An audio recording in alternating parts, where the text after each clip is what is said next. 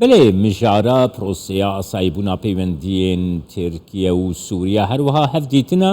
سەرۆکین هەواڵگریە ئێ هەردوو وڵاتان ئەم دەرباسەیە لەها باکوورەی کوردستانێت بن فەواز محمود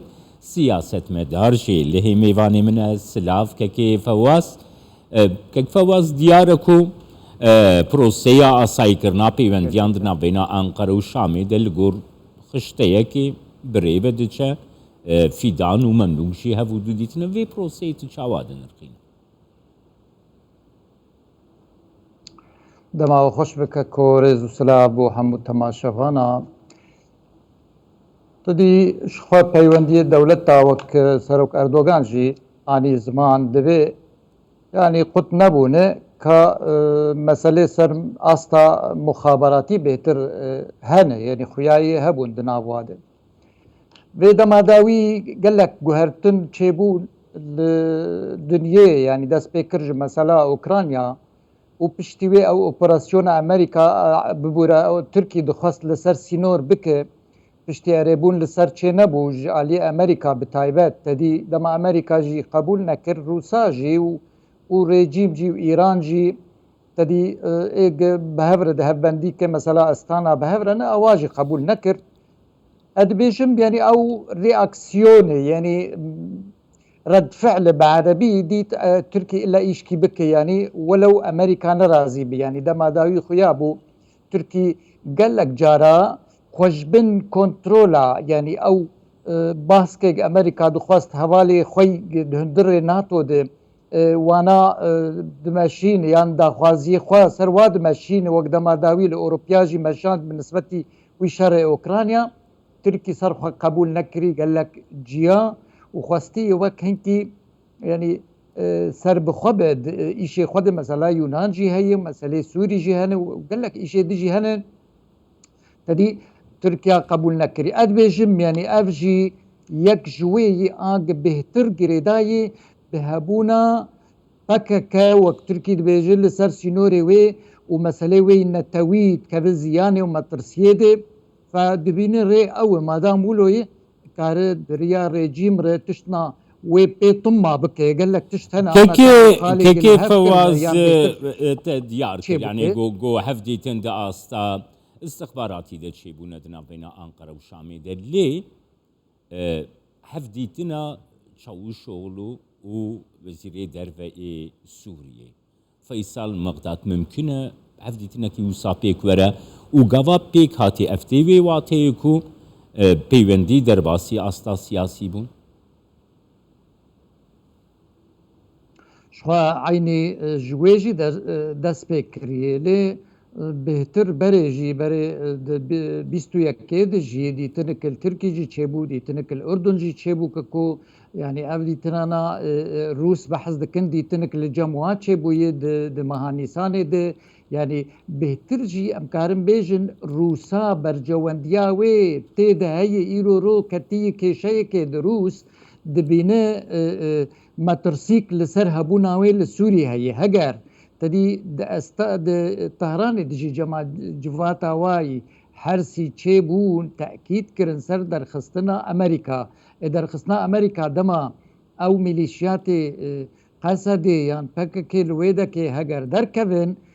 ئەمریکی دکەون شکالێکێ دکەون ئەستەنگیکێ دەبراستی ینی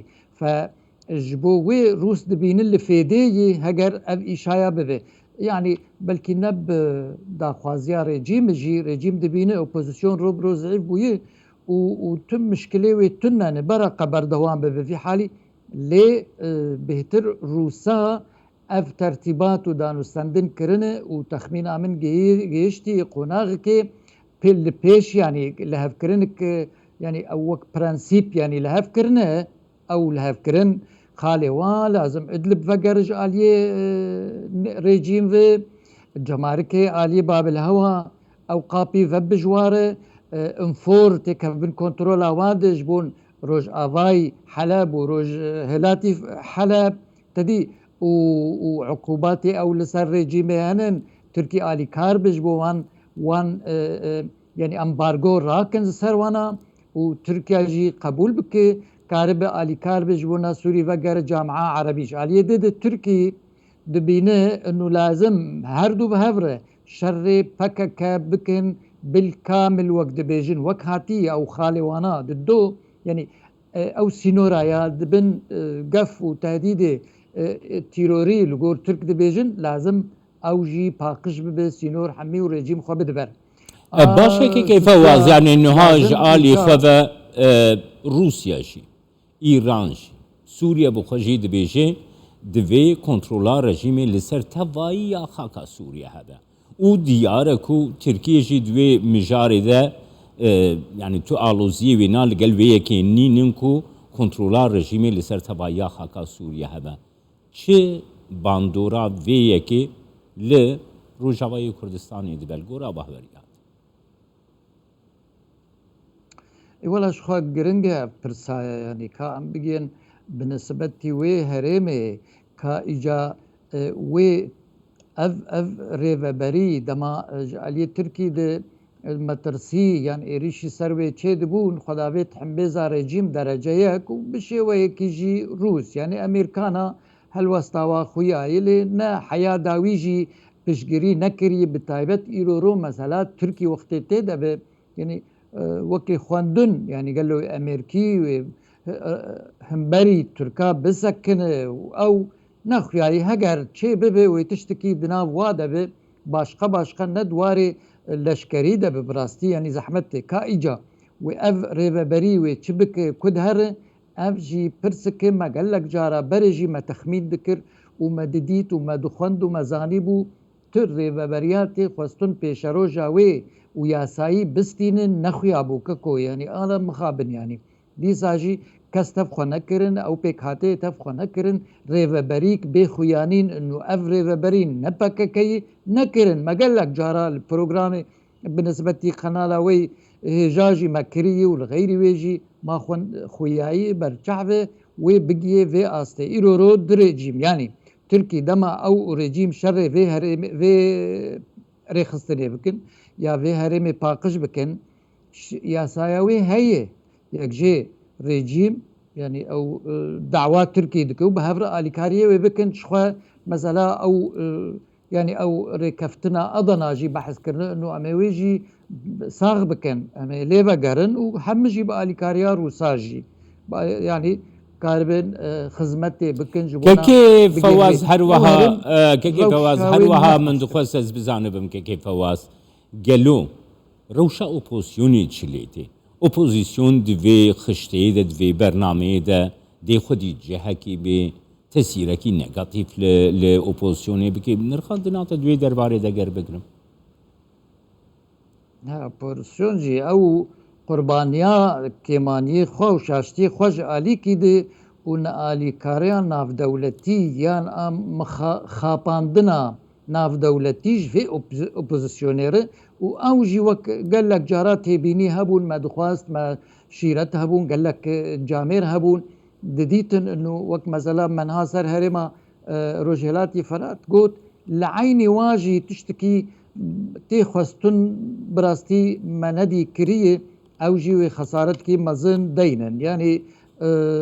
تديد به قاد كير لي برد بن قوتن كرمانجيه دا ايجا واجي تشتكي شخور نكرن وبراستي وي تشتن يعني وي درباس به ايجاب واختير ملت سوري وقرباني واودانيه وجهل وسطاوي به تخمينا من يعني تشتن مخالفت نو ممكن شيء بين لدرنده وكارب تشكي بك نكارت ميني لسر هالوسطا ناف دولتي بتايبت امريكا يعني قالوا وي كارب ديساجي نهل اف بلان اف ايشانا اف اوبراسيون هرن سريعا تشتكي وان خندنكي ضعيفة يعني رجاء وي نديار اوجي مثلا اوكرانيا داكتيه ويرو جير مهمة لويدا روس تيكا بن الوزيه ومسألة طنقافيا اقتصادي وابوري براستي بله سپاسیاتت کم که کیف فواز محمود سیاست مدار جئ له تلقى